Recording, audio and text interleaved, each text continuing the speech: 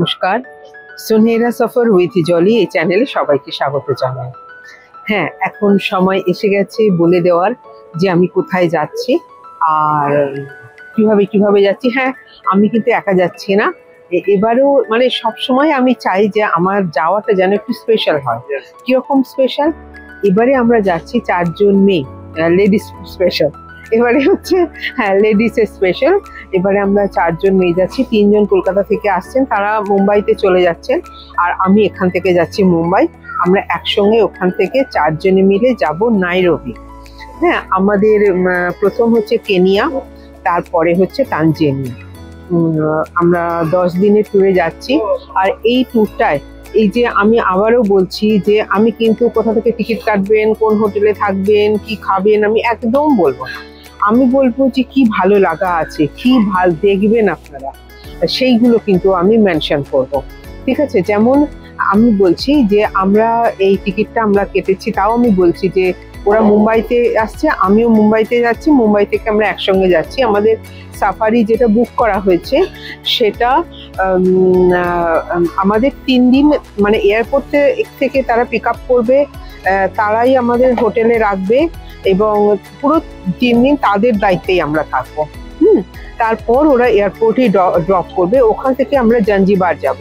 আমি অতটা পরে এখন যাচ্ছি না, আমি শুধু একটু কথা উল্লেখ করছি, সেটা হচ্ছে যে এই যে এই ফোল্ডারটার মধ্যে মানে আমি ভীষণ এই সব মনে রাখার ব্যাপারে, কোন হোটেল কি বৃত্তান্ত, মানে এটা একদম পুরো গোল আমি। তো আমার ছেলে মানে পুরো একটা ফোল্ডার করে দিয়েছে, মানে এই জন্যই বেঁচে গেলাম এই যাত্রায় আর কি। মানে এই 3টে কাগজ আমি বার করেছি, একটা হচ্ছে কেনিয়ার ভিসা, একটা হচ্ছে টিকিট, আর একটা হচ্ছে হোটেলের ইয়ে। আচ্ছা, একটা কথা বলে রাখি, এখানে যারা আফ্রিকা বেড়াতে যাবে সব 10 দিন আগে ইয়েলো ভ্যাকসিন নিতে হবে, কিন্তু সেটা সরকারিভাবেও নেওয়া যায়, প্রাইভেটলিও নেওয়া যায়। ঠিক আছে? এবার তার ডেটটা যেন, মানে আমরা যেমন 22 তারিখে নিয়েছি, 5 তারিখে আমি জার্নি করছি, কালকে পৌঁছবো, মানে 10 দিন হয়ে যাবে, তারপর আমি আফ্রিকা যেতে পারবো। ইয়েলো ভ্যাকসিন সরকারি যেটা দেয়, মানে আমার বন্ধুরা সরকারিটাই নিয়েছে, ওদের 300 টাকা মতো খরচ হয়েছে, আর আমি নিয়েছি প্রাইভেটে, সেটা 3500 টাকার মতো খরচ হয়েছে। মানে যেটা খুব কম, মানে ছোটখাটো জিনিসগুলোর দাম টাম বলে দেবো, বাকি দাম কিন্তু কিচ্ছু বলতে পারবো না, কারণ সমস্ত আমার ছেলে বুক করে, আমি কিচ্ছু জানি না। হ্যাঁ, আচ্ছা, আর এইখানে আমাকেও পুরো, মানে এই যে এটা হচ্ছে ট্যুর গাইড, মানে এইগুলো আমাদের মোবাইলে বা ল্যাপটপে যখন আসছে, এগুলো সব আলাদা আলাদা কালার করে আসছে। হ্যাঁ, এটা হচ্ছে আমাদের পুরো ট্যুর প্ল্যানটাও দিয়েছে, তারপরে পুরো পরপর সাজানো, মানে কিভাবে আসবো। এবং আজকে যখন আমাকে ফেরার টিকিটটা চাইলো, আমি পট করে শেষ থেকে বার করে দিলাম, একদম শেষেই সেটা রাখা আছে। সুতরাং আমার ছেলে আমাকে একদম গুছিয়ে দিয়েছে।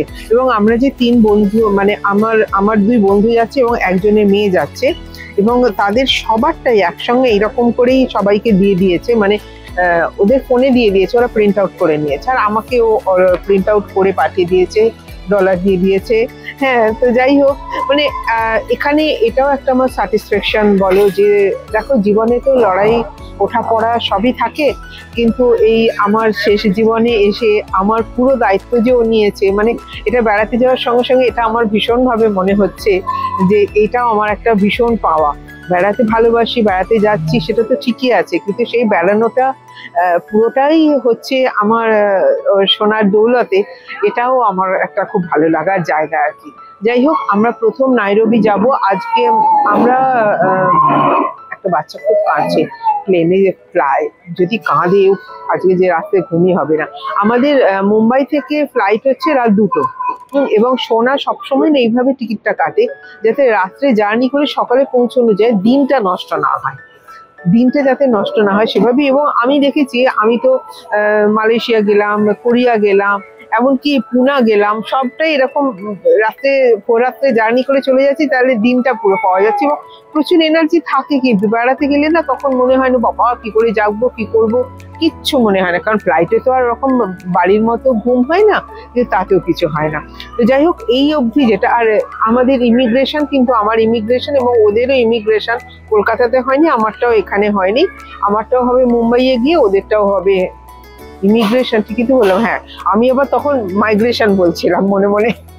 হ্যাঁ, ইমিগ্রেশনটা এখানে হয়নি, ওটা মুম্বাইতে হবে। আর মোটামুটি যাই হোক, এই অবধি যতটুকু হলো ততটুকু আমি বললাম। আর বাকিটা আবার যখন যখন হবে এবং যখন যখন আমি নেটওয়ার্ক পাবো সেই অনুযায়ী আমি পোস্ট করব। অবশ্যই দেখতে থাকো সুনহেরা সফর উইথ হিজাবি। নমস্কার।